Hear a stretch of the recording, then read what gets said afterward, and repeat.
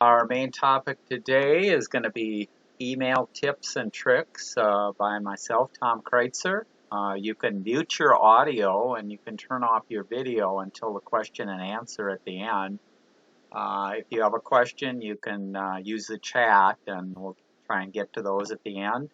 The handout is out on the PCC website in the past meetings area, and I believe Jim will add it to the chat in a little while, because if he adds it and people join, they don't see the handout, so he'll add it after a few more minutes there. Okay, the agenda will cover a few club status items, and then we'll get to our main topic. We've got the MaxSig coming up on Friday, the 22nd, so this coming Friday. Lots of stuff to talk about there, so if you're interested in any of the topics, if you have an iPhone or an iPad, well worth the time and effort there. Our next Q&A is November 2nd, so if you have any questions or that, you can join us then. And then our next general meeting is going to be November 17th, and that'll be on PC equipment buying. We'll talk about where you can buy things, how to check prices, what's popular, holiday ideas. In the past we called it holiday gift ideas, but it's kind of a little more than that. Unfortunately, since we aren't getting together at the 3M Center, you'll just have to make your own pizza and enjoy your lunch that way. Officers, Jim is our president there, Linda is our vice president, Paul is our membership secretary, Paula is our treasurer, Chuck's our recording secretary, Mike leads our MaxSig, Andrew is our communication coordinator, I'm a director at large. For some of our things, we have some volunteers, and as soon as we get back together, we'll be needing more volunteers and everything there too. So keep that in mind. Members old and new, you can pay your dues to Paul Ebert.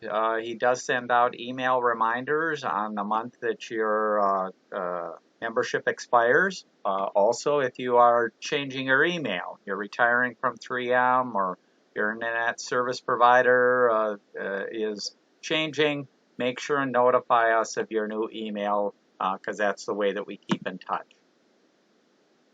Suggestions for topics, you can email any of the board members. We're always looking for people who would like to volunteer to present on hardware or software that they use.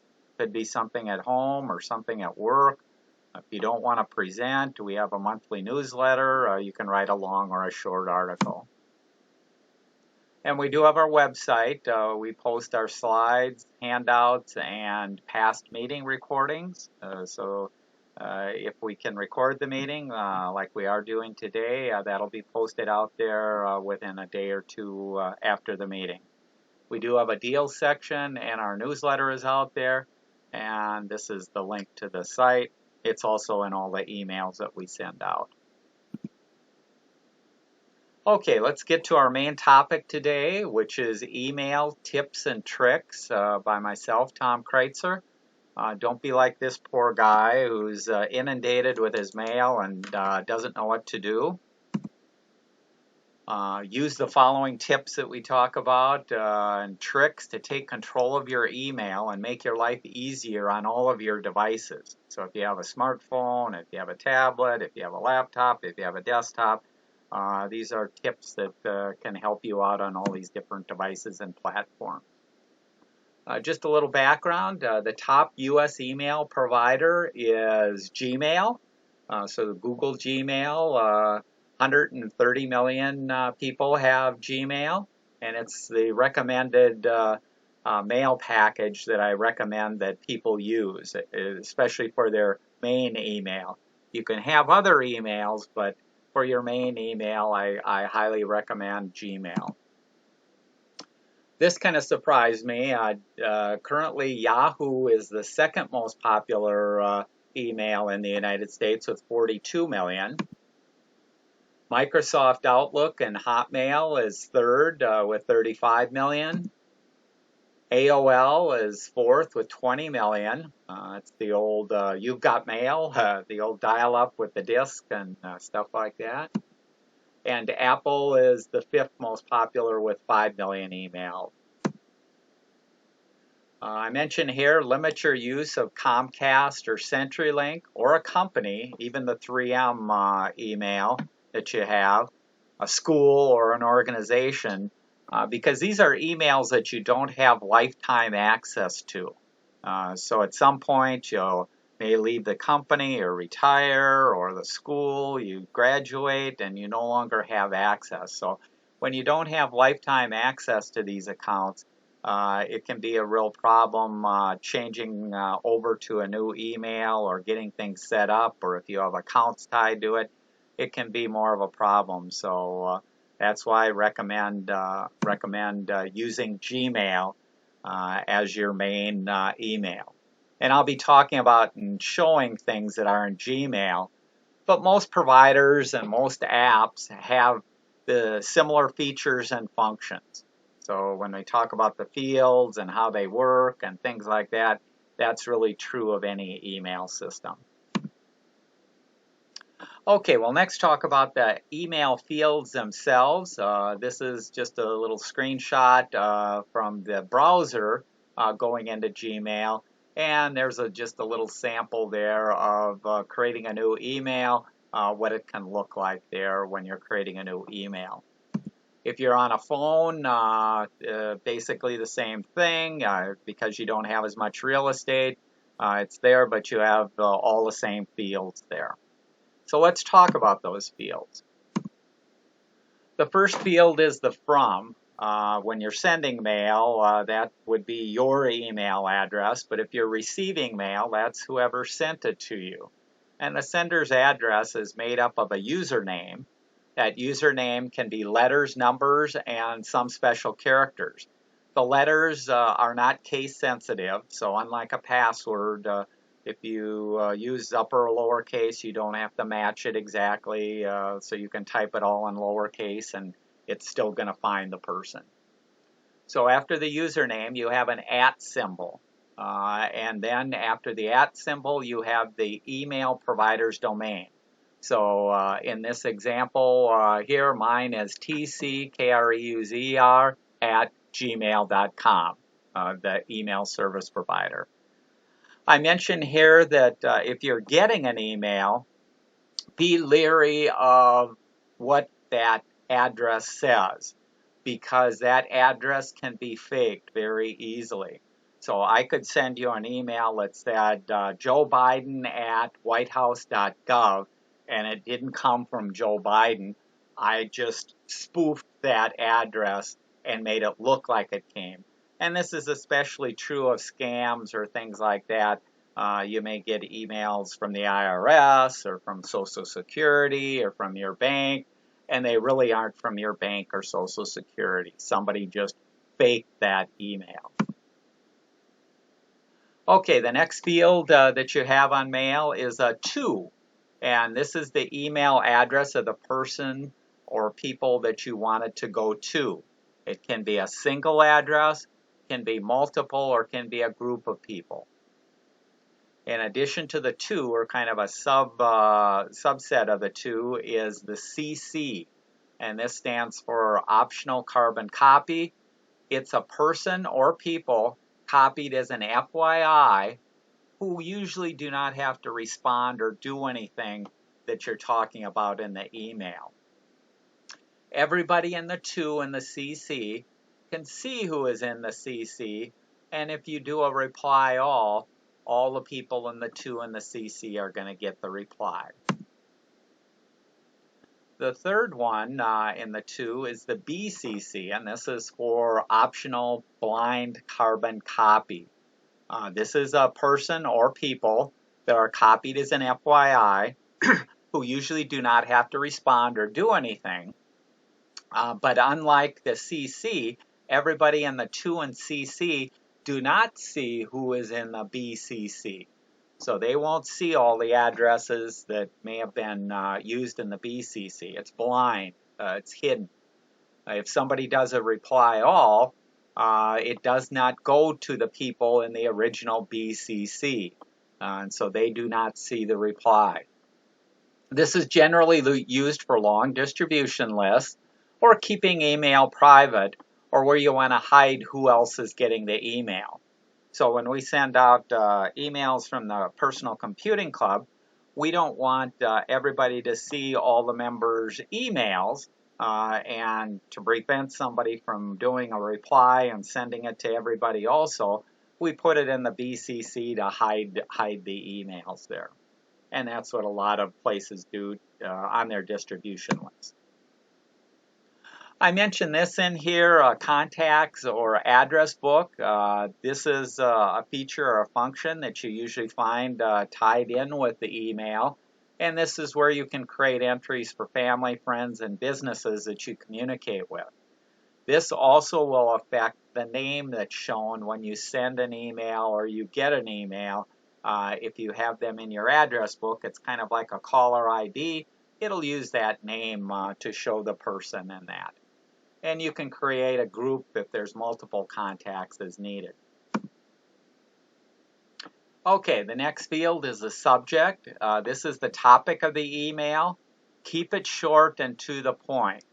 Limit it to 50 characters or less, even though Gmail would let you use up to 998 characters.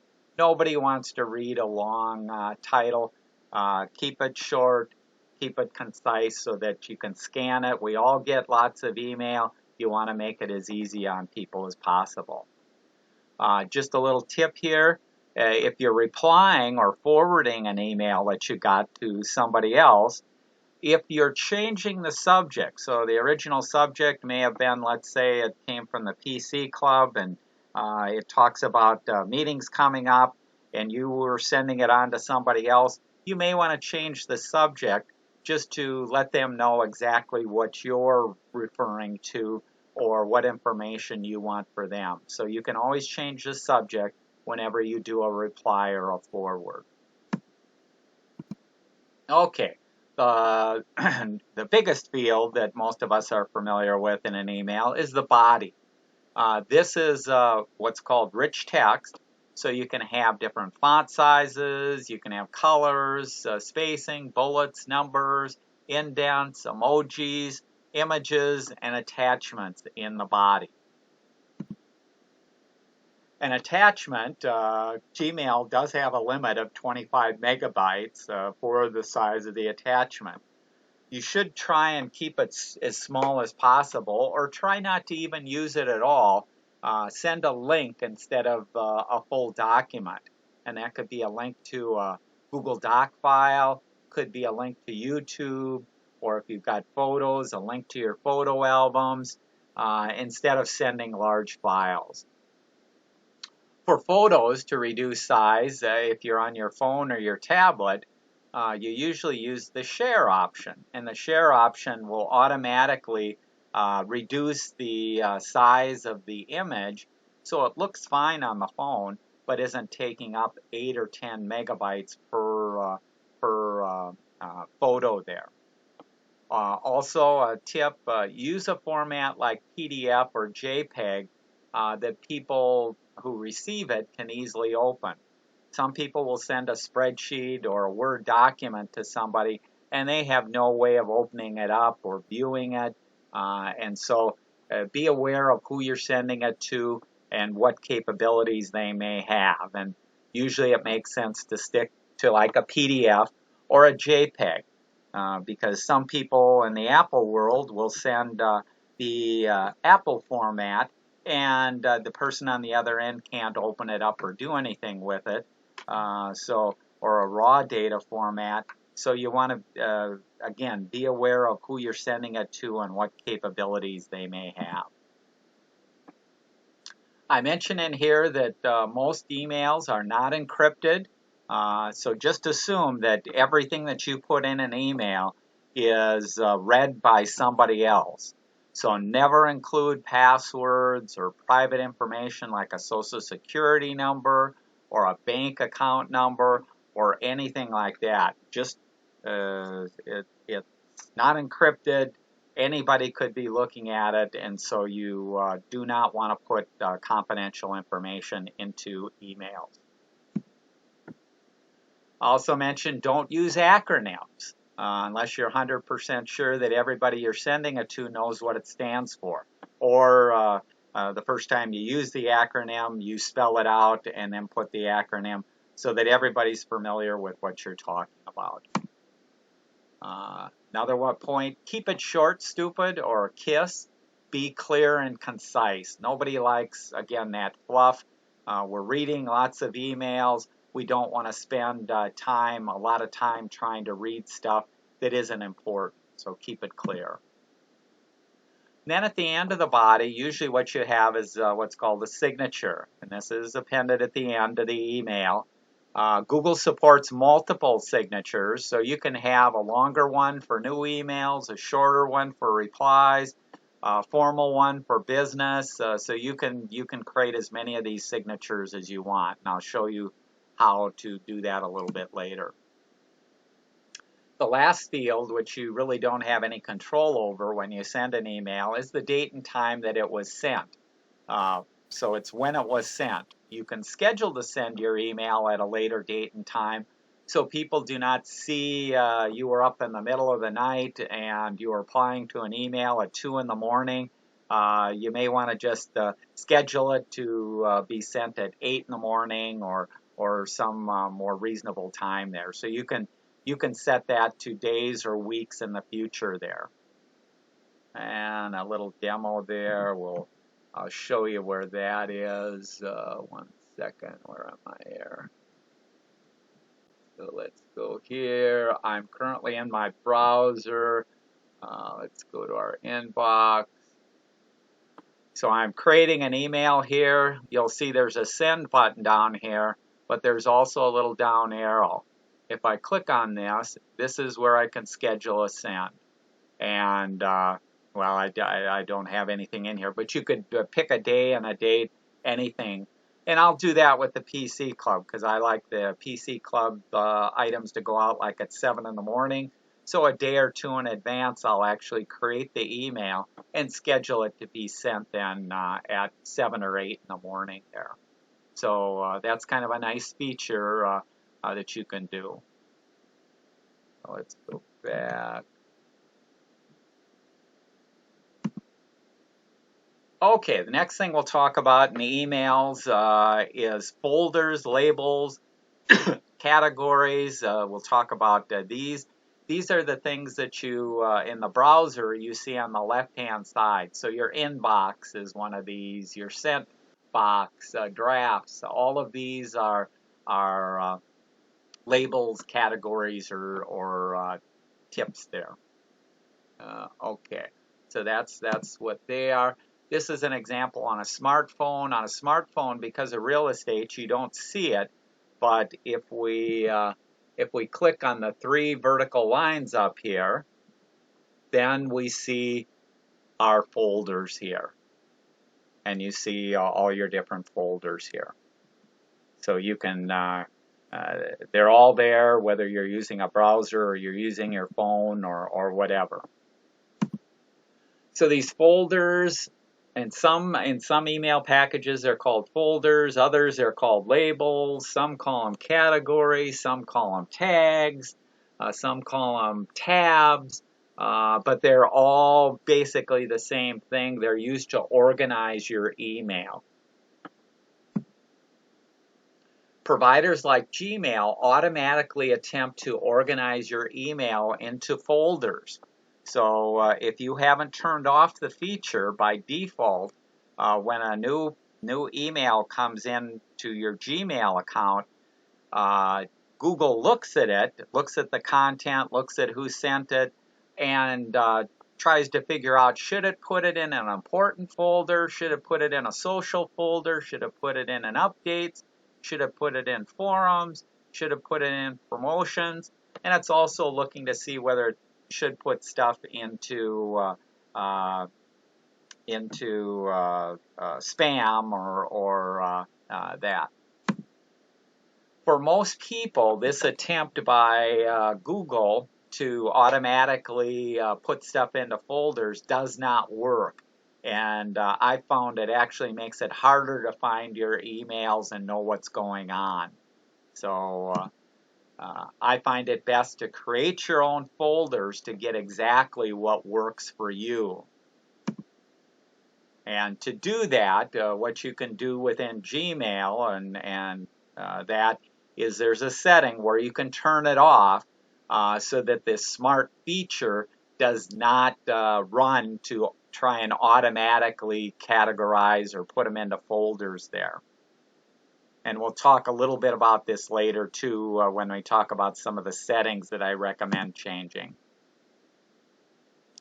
So there are some standard folders that you find in all email systems. So Gmail calls them labels, but I'm going to call them folders kind of from now on because more people are familiar with folders and the name folders, and they have files in folders, so it just kind of makes it easier there to say it. But be aware that some of the packages call it different names.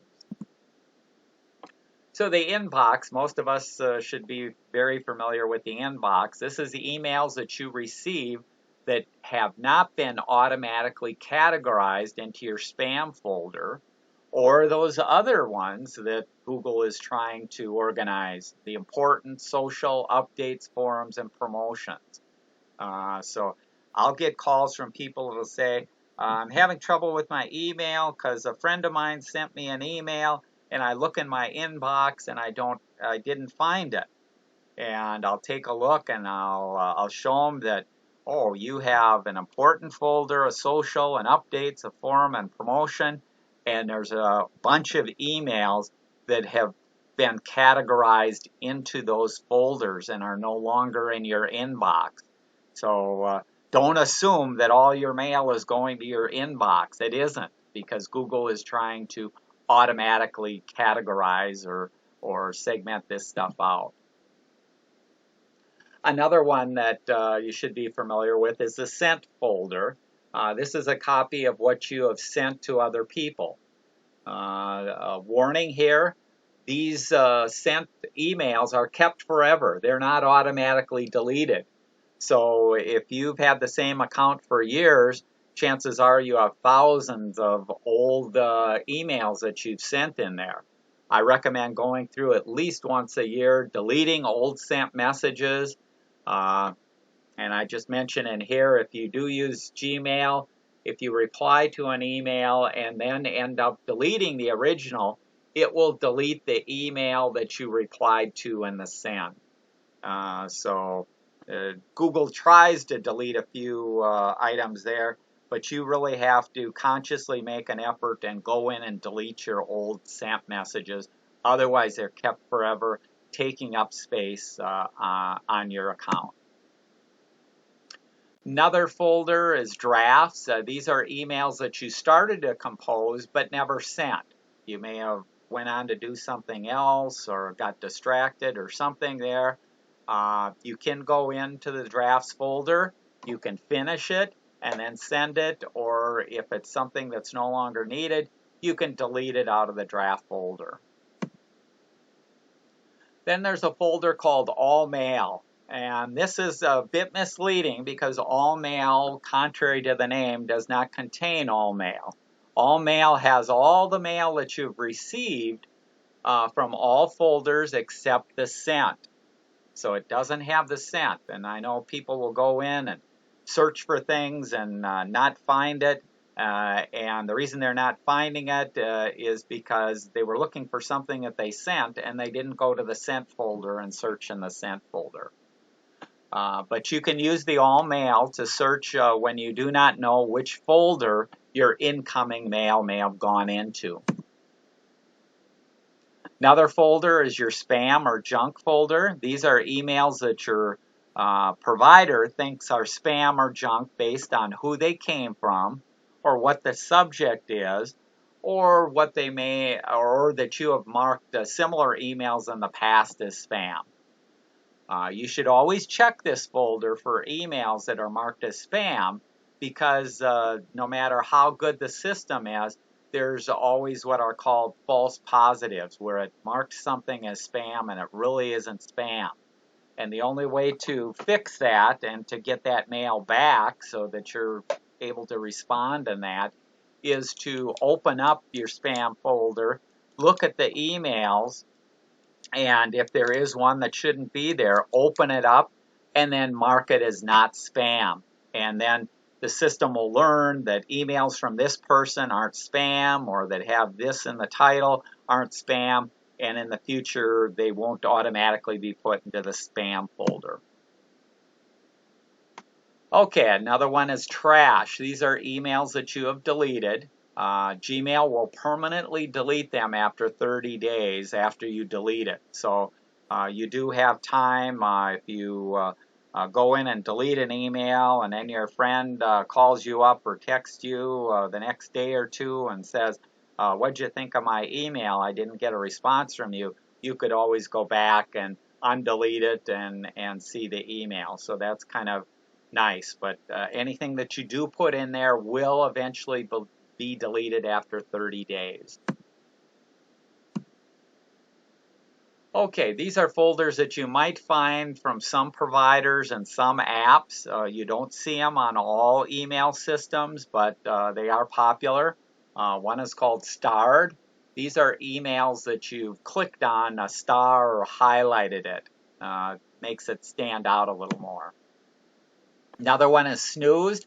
These are postponed emails from your inbox that you can schedule to show up at a later time. Important. I mentioned those folders before. Google automatically assigns, using what it calls adaptive understanding, to try and put stuff into this folder automatically for you. Scheduled. Scheduled will be sent in the future date. So I talked about it when you create it. You don't have to send it right away. It'll sit in this folder until the date and time, and then it'll be sent. Outbox, this we don't see much anymore, but in the old days when you had dial-up connections to the internet, this is where your mail would sit until you had an internet connection. So you could go in, create a bunch of emails offline, and then dial into the internet, and then it would go through your outbox and send all the emails that you had created. Okay, most phones and tablet email apps do not allow you to create, delete, or rename folders. You can move stuff to folders, existing folders, but you can't create new ones or delete them or rename them. You usually need to use a browser to do that, and we'll talk about that a little later, how to turn things on, how to set it up, and stuff like that. But if you're using the browser, there's multiple places where you can do stuff. Some of it's called manage labels, create new labels, or you can go to the settings in your email account. These are folders that I recommend that you consider creating. First one is 00 to do this week. So this is where I put emails that I plan to do something with this week. I couldn't do it right away, but I plan to do something this week on it. And the reason it starts with 00 is so that it sorts to the top of the list. It's the very first item in my email list of folders there. The next one I have is 01. This is my to-do. I'll get to it sometime this month. I'll try and get to this email. So I differentiate between what I want to get to this week and what can be put off a little bit there. You may also have folders for events that you are going to or work with or things like that. Family, keeping track of family emails. Certain friend, if you send and receive a lot of emails, you may have one just for them. Health and retirement, I have one of those. Newsletters, if you work with a project, a club, or a group like the PC Club, you may want to create one for that and specifically just put the emails or the correspondences in there. Promotions are coupons or discounts. I think we all get a lot of those. If you have loyalty cards or things like that, you're getting a lot of those, I'll put them in there because I'm not sure if I'm going to use it before it expires or that. But now I've got one place that I can go and look. Receipts, these are things whenever I buy anything online or get a receipt from eBay, Amazon, Walmart, any of the places, that's where I keep the receipt. Registration, when I sign up for a new website or a new account, if it has special instructions or information, I'll store it in the registration.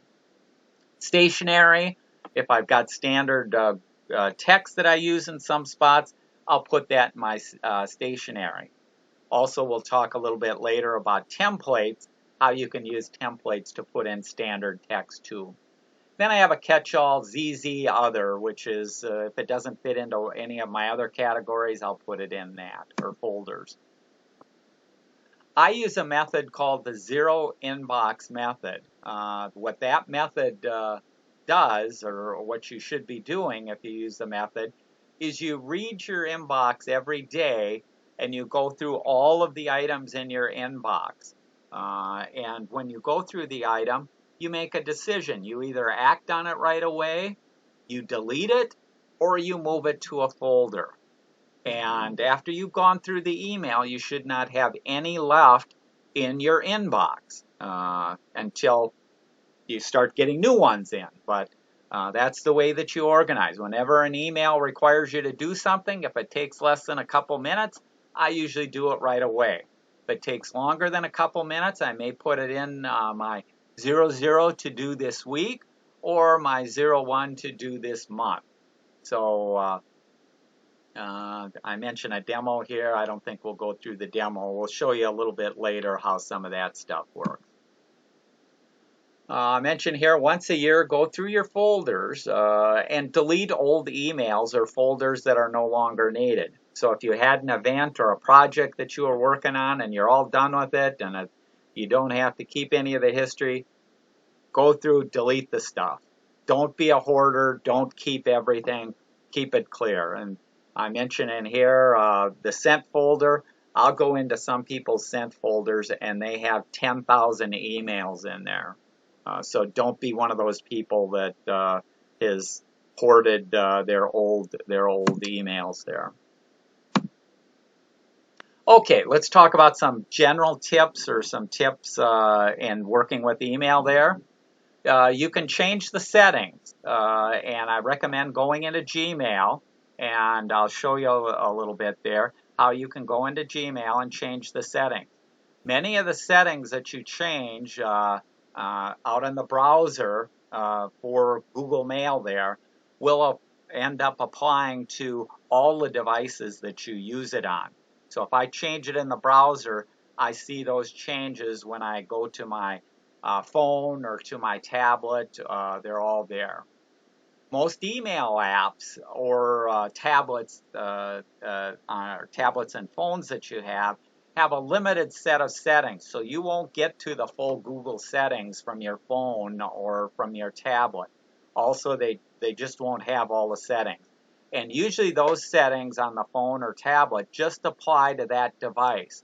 They won't be changes that affect your Gmail on any of these other platforms. So some of the changes that I recommend, the first one is in the General tab on Gmail, and it's changing the maximum page show, which defaults to 50 emails at a time. I bump it up to 100 to show me more. That way I don't have to scroll to the next group, if I've got hundreds of emails that I kept in the folder there. And because internet connections are so fast and stuff like that, the need to limit it to 50 really isn't needed anymore. Another setting that I recommend changing is called the undo send. By default, it's set to 5 seconds. So when you're creating an email and you click the send, you have 5 seconds to cancel sending that email. Well, 5 seconds goes by in an awful hurry. I'm getting slower in my old age. I need 10 seconds, so I bump it up to 10 seconds there for me to cancel the email. Another option is images. And this is when it should display images. You can choose it to always display all images for all senders, or you can have it asked to display external images. If you turn on the ask to display, that'll speed up your viewing. You can also, if it's something that you are always looking at images from this sender, could be a business or whatever, you can turn that on based on who has sent you the email to always show you images from this sender. So you can turn it on just for individual senders that you want, but by default, I don't have it on for a lot of people that send me graphics or images there. Also, if you have a limited data plan, this will mean that it's not eating up as much of your data plan, because the images consume large amounts of data having to be downloaded to your phone, and if you aren't showing those images, you're saving. Another feature I recommend is turning off the smart features and personalization. That's where it automatically attempts to put the new emails coming in into those folders, the important and promotions and things like that. Be aware, though, that if you turn it off, it also is turning off some other features in Google, which are the auto spell correct, autocorrect, grammar, smart compose, nudges, smart reply, and desktop notifications. The auto spelling correct and autocorrect, you'll still have spell check being done when you create a new email. It just won't automatically correct your mistakes. So you'll see that the word is misspelled. You can bring up the suggestions and you can change it that way. But it's not automatically trying to change your wording there, which in some cases causes more problems than it fixes also. So I recommend turning it off just because I don't want it organizing my folders and I don't need these other functions. I recommend turning Conversation View off.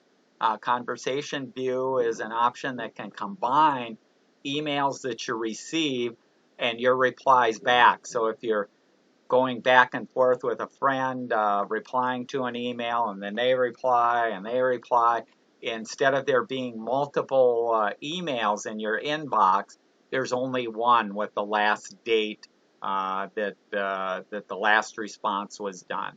I like to see emails in the order that they came in and just that email. I don't like the conversation view, but again, that's my personal preference. You can see if you want that on or off. Signature, mentioned that in the fields. You can set up text or graphics that gets appended at the end when you create a new email or you reply to an email. You want to keep it short and limit the graphics that you may have in there. You can create multiple if needed. When creating a new message, use the pen icon at the bottom of the create, and it'll let you pick which signature you want. And I recommend you change on the iPhone or the iPad. By default, it's set to sent from my iPhone or sent from my iPad. Change it to anything else. Put your name in there, but don't leave it set there. That just shows that you're a lazy person who never got around to changing your signature. Another field in the general, if you're going to be on vacation or out of the office, it can auto-respond with an email on information on who to contact or when you might be back.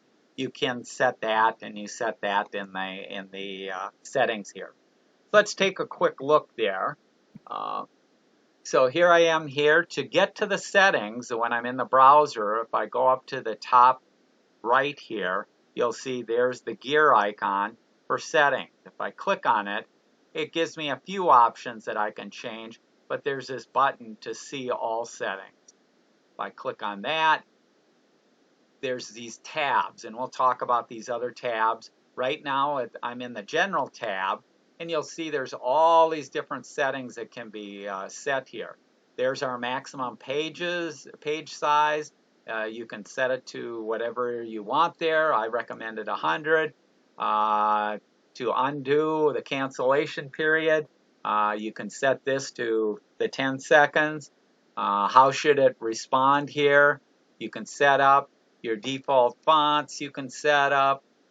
You can turn off that auto feature, the conversation view.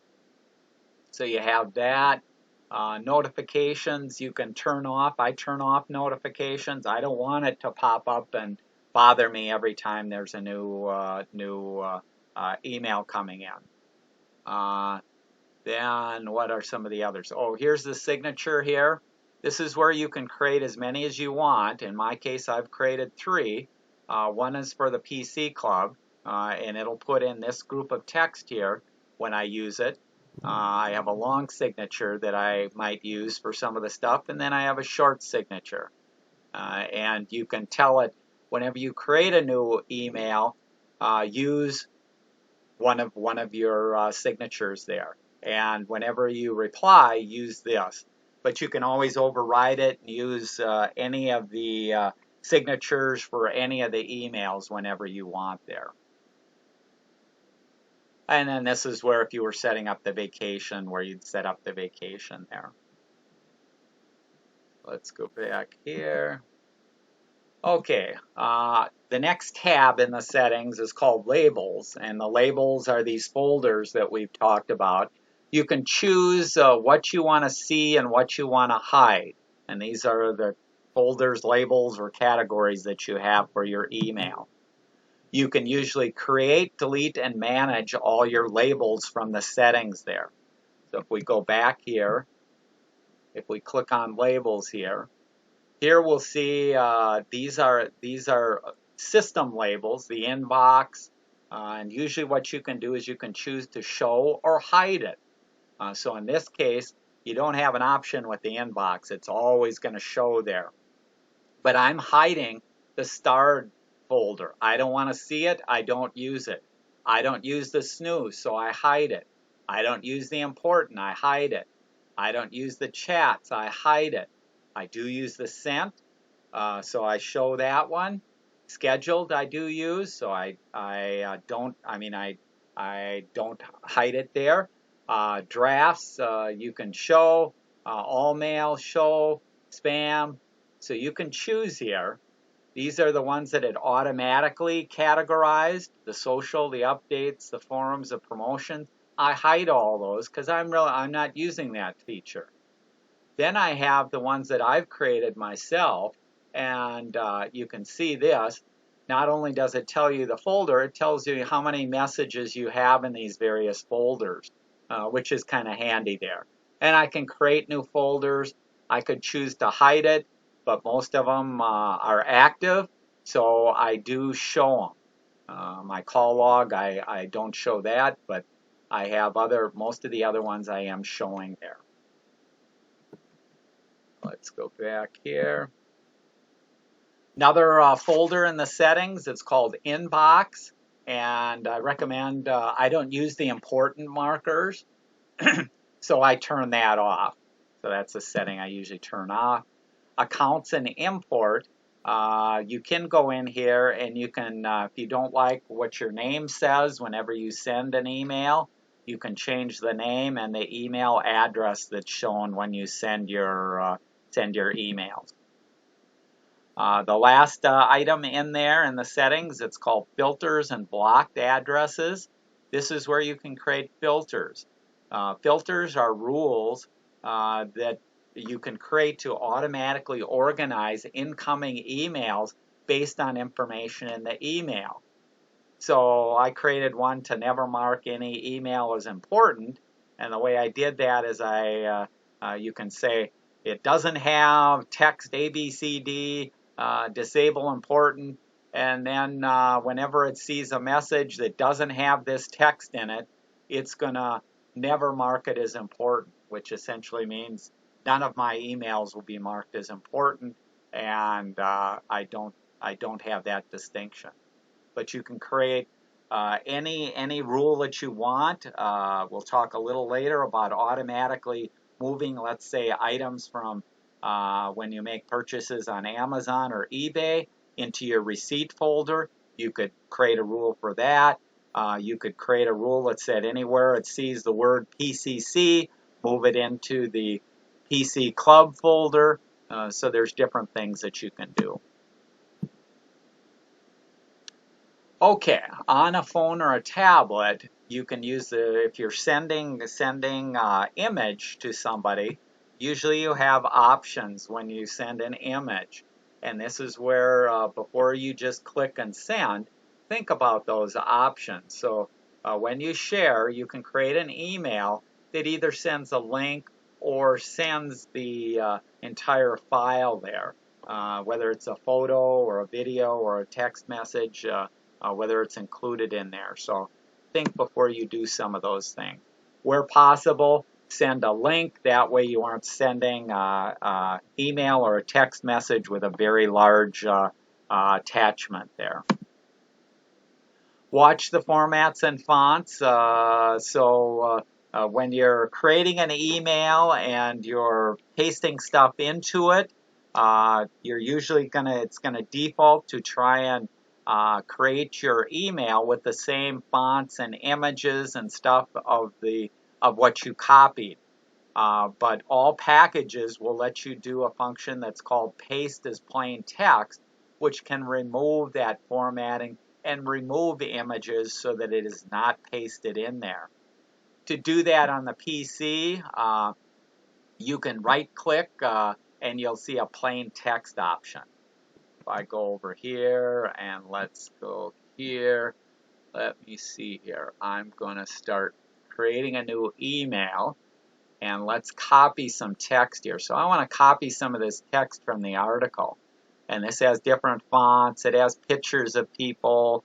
And here's some text. And I want to copy that. So I do a Control-C, put it in the clipboard. Go back to my email here. Now, if I just came down here and did a Control-V, I'll do that, it pasted it in here, but again, it pasted the graphic in here, and it tried to keep the font size, and it tried to keep all this stuff. Well, if I don't need all that stuff, that's extra space, making it harder to read, things like that, I can paste as plain text. So I'm going to do an Alt backspace to get rid of that. And instead of just doing a Control-C, I'm right mouse clicking here, and you'll see an option called Paste as Plain Text. And I could have done Control-Shift-V to get this plain text. But now when I paste it in, you see it just pasted the text that I had in the clipboard, didn't paste any of the images, and it pasted it as plain text. So it didn't put any of the fonts or the colors or things like that. Makes it much smaller, easier to read, easier for most people to deal with. So use the paste as plain text to your advantage to do things. While I'm in here, this is my default signature that it's showing here. But let's say I wanted to send it as a PC Club. I can go down here. I can do Insert Signature. There's my 3M PC Club signature. You'll see it just replaced my signature with my new one there. So signatures can be real nice there, real handy. Okay, let's go back here. If sending an email to multiple people, all questions should apply to all people. If not, write to one person at a time. If there are multiple parts in the email, you can use a dash or an asterisk to kind of separate it out. Use groups or distribution lists when you're sending it to multiple people. Use the reply to send a message to the original message, the person who sent it. It will not get sent to the people in the CC or others. Use the reply all if you want it sent to those people. Do not expect an immediate reply to an email. Many people only read their emails once or twice a day. I usually do mine twice a day. I don't have notifications on. I'm not tied to my email. There is a feature some of you may be familiar with, request read receipt. Whenever anyone opens an email, you get a message back that says that they've opened it. In Gmail, that only works if it's a corporate account or a school account. It doesn't work for personal accounts. Instead of using mail, if I'm sending a message and I want a response right away, I'll text somebody.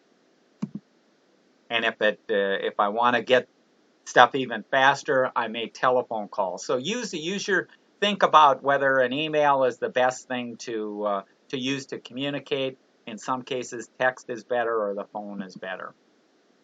You can unsubscribe from emails that are from legitimate companies or newsletters, and usually there's a link in the actual email itself. Google will also put a link to unsubscribe up at the top of the email that you can use. And if it's a legitimate company, you could use that to unsubscribe. If it's really spam that you're getting, or you think it may have come from a hacker or that, don't reply to the email.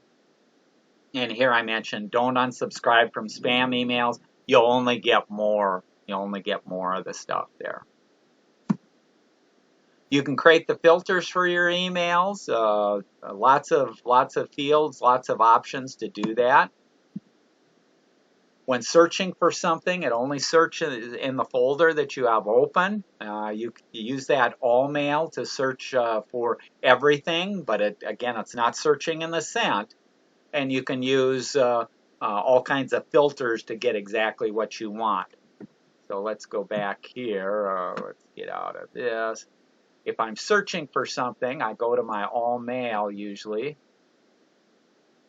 And this has all my mail here. And I could go up here and I could start typing. But if you want to use a more advanced search, go over here. And now I've got full access to only search for these dates. Within the last week, I know that I got an email. I can search just the email that I got within the last week. So you can narrow it down to exactly what you want. When viewing your email, you can archive. I don't recommend archiving. It's not worth it. You can snooze. I don't recommend using the snooze. Most people lose track of it. You can mute messages. I don't recommend using the mute also. Gmail gives you 15 gigabytes of free space. That's for your email, your photos, and your documents. If you just keep everything, you're going to run out of space. So you should be going through, you should be deleting everything. You shouldn't be a hoarder. But if you do need more space than 15 gigabytes, you can buy more space for $1.99 for 100 gigabytes. Some apps and software give you options between what's called Imap and Pop. Pop is the way that we used to connect to email services when you had one device and you weren't connected to the internet all the time. Imap is what you want to be using nowadays. It lets you access your mail from the service provider and access it from multiple devices. So you see all your mail and you can read it or respond on any of your devices. If you have multiple email accounts, you can find it handy to auto forward from one account to another. So if you have parents that you want to keep track of, or like in my case too, I have the PC Club email account, I auto forward that mail automatically to my email. So and that auto format or forwards everything. If you only want to forward some things there, you can go in and create a filter and just auto forward or auto send the ones that meet your filter there. You can create extra email accounts, and if you don't have more than one email account, you should. That other email account you can use for potentially spam and stuff like that, or as a backup. You can create templates or canned responses for anything. We won't show that right now. I recommend turning off notifications. I check my mail 2-3 times a day. I don't want to get notified whenever a new email comes in. Years ago, people used packages like Outlook or Thunderbird, which ran on a computer and downloaded the emails to their computer. I see some people still using that today. I don't recommend that. That solution worked well when you had a slow, limited internet connection that you had to dial up and stuff like that. Today's world, we're constantly connected. You don't want to do that. You're also using multiple devices, a computer, a smartphone, and a tablet, and you want that mail to be synced across all of the devices. Shortcuts, there's a lot of shortcuts in Gmail. I'll take a look in a little bit there. Multiple accounts, you can set up multiple accounts in your Gmail. And you can add third-party email accounts to Gmail so that you have one spot to go into too. Okay, let's go back here. Let's see, let's go back here. So some of the things, let's see, one of the things we talked about was templates. So if you have templates of text that you may want inserted or you use quite often, you can set those up. When you set those up, I can go in here, I can see my templates, and I've just got a few samples here. I can pop that in as standard text here.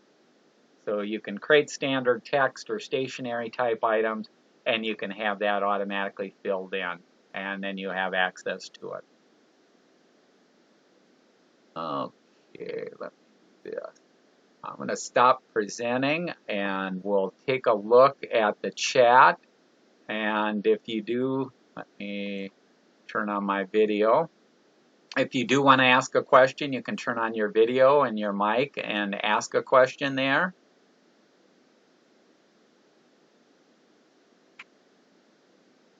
Let me bring up, let's see, we'll start back up here at the top here. Let me get back up here. Is there a data max? Bob was asking Paula, can you put this in photo most connection? Lost connection a while ago. Looks like I missed most of the summer. Wait, I'm seeing old. Yeah, you went back to the old chat. There's nothing in today's chat other than the handouts that I posted. Oh, okay. I went back. I was seeing all of the presentation from last month there with Paula and the Shutterfly there. So if anyone has a question, again, you can unmute yourself or that.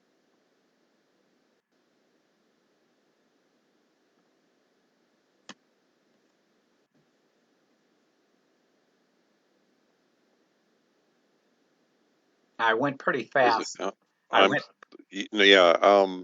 Thanks, Ed. I'll check into that.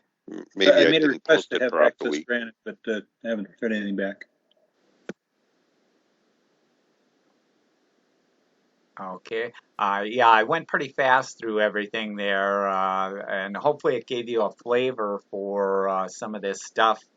There's a lot of power and a lot of settings, but over the years, Google and Microsoft and others have tried to automate some of this stuff, and frankly, I think they have caused more problems than they've solved. And so creating your own folders or labels there, to me, is much easier way of working with your emails and keeping them under control there.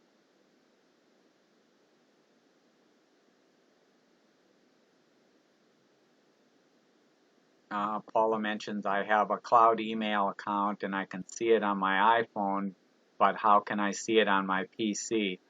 Again, depends on the provider. If it's Yahoo, if it's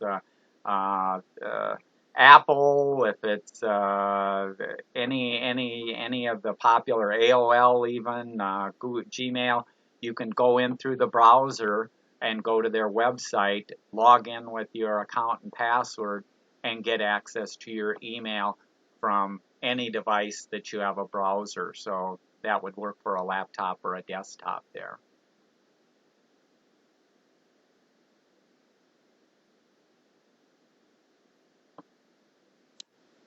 So Tom, it's the iCloud one that comes with, like an Apple device? Yes, if you go out to Apple, and I don't have in front of me the URL for it, but you can go out to your iCloud account on using a browser. You log into using your Apple account and password. You have full access to your email and your iCloud files. You can upload files, download files, your contacts, things like that.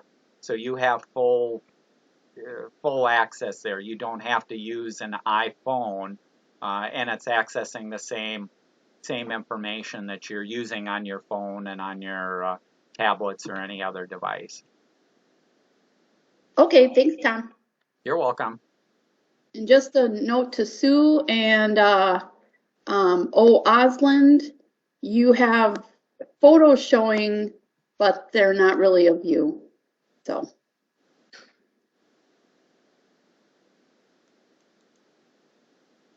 Okay, I will mention one thing today.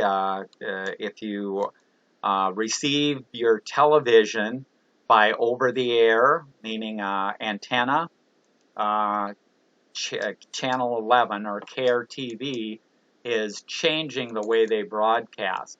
So while we've done our presentation, CARE 11 has switched their frequencies from VHF to UHF, or UHF to VHF, one way or the other there.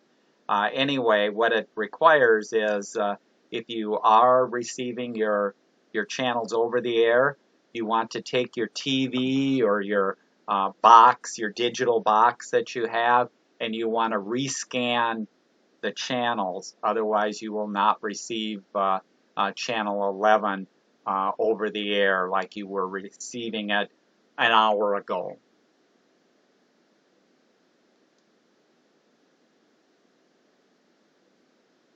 Any other questions or comments?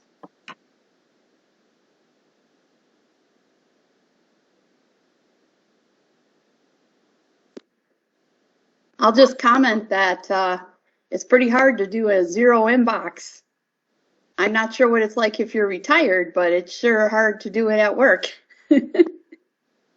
Actually, I did it at work, and I do it at home.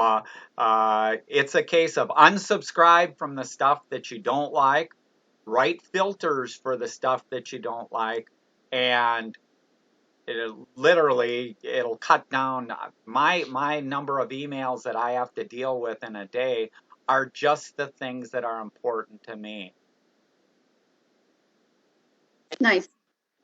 And if you can get in the habit, it really helps, because even if you do have to go back to something, you have a better idea where to find it rather than, oh, geez, I saw this last week. If it's buried in your inbox, it's like you got a ton to sort through. 3M is kind of helping to enforce that, in that your inbox is only good for 90 days, right? So you better do something. That seems like a long time, but if you're archiving stuff in your inbox, that doesn't work. I've helped out some people whose inbox had 17,000 unread emails in there. And that's a situation that you never want. And I said, okay, let's go through. I'll delete all of them because you obviously haven't looked at it. There's easy ways to get rid of some of this stuff. And you should never have to read an email more than once to categorize it. And if you just keep stuff in the inbox, I guarantee you're spending so much more time each time you go in there rereading emails and trying to figure out what to do. Instead, if you right away immediately figure out, okay, I want to delete this, I don't have to keep it. If I do have to keep it, where should I put it? This is stuff that I maybe don't have to work on for a few weeks. Put it in your task to do a month out. You can save yourself the amount of time that you'll save yourself. You will be spending a lot less time than what you're currently spending.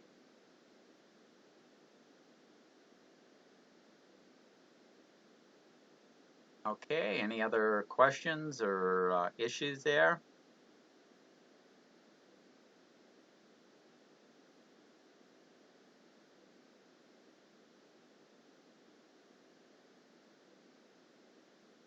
Okay, well, maybe we'll end it then for today, and our next meeting is going to be in November then.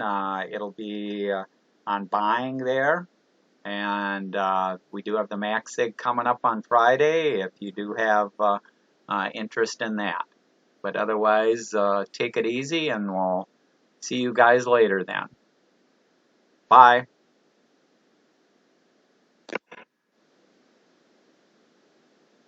Thanks, Tom. You're welcome. And Mike, what is your topic for the MaxSig again, please?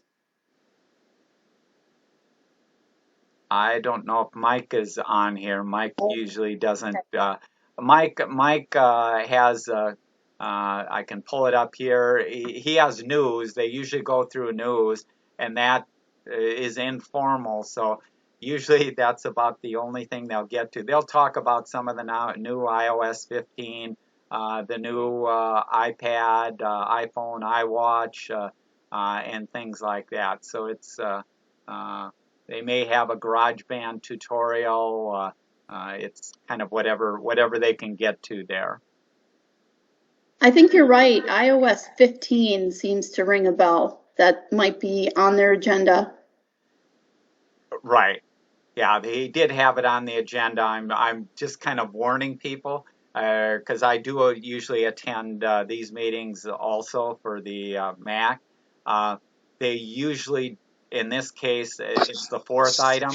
It may not get to it because by the time they start talking about current events and what's going on, it may not get to that. But they'll bring up a wide variety. You can ask any question. You can do anything at the meeting there.